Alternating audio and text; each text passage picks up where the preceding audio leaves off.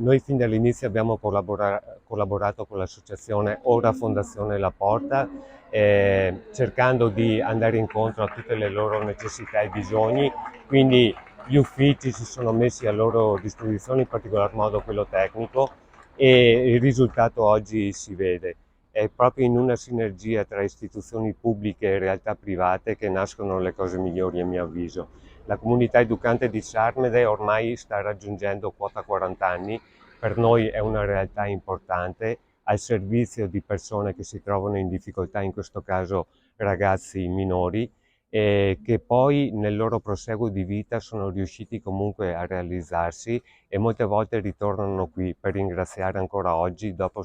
essersi magari anche sposati. Quindi il momento di oggi è importante per tutta la comunità di Sarne, perché è solo in questa interazione tra l'una e l'altra che ognuna si può arricchire anche dei problemi che ciascuna di loro ha.